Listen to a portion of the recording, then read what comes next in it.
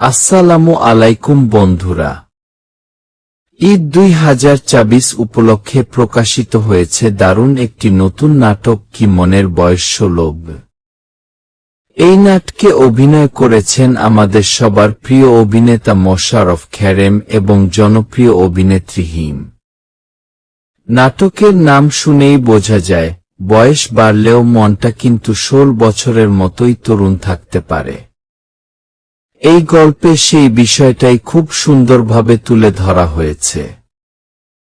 সমাজের বাস্তবতা, পারিবারিক টানাপোড়েন আর হাস্যরসে মিশেলে নাটকটি তৈরি হয়েছে একেবারে পারফেক্ট ঈদ বিনোদন হিসেবে।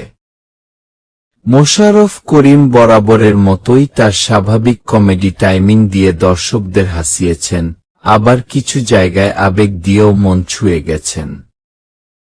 অন্যদিকে হিমে তার অভিনয়ে এনেছেন প্রাণবন্ত উপস্থিতি। দুজনের কেমিস্ট্রি ছিল দেখার মতো। নাটকের গল্প খুব জটিল না, কিন্তু উপস্থাপনটা খুবই রিলেটেবল।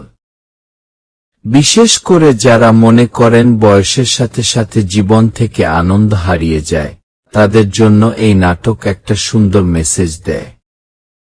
ডিরেকশন, ব্যাকগ্রাউন্ড মিউজিক এবং সিনেমাটোগ্রাফিও ছিল মানানসই। ঈদের সময় পরিবারের সবাইকে নিয়ে বসে দেখার মতো একটা হালকা ফুলকা কিন্তু অর্থবহ নাটক বলা যায় মনের বয়স 16।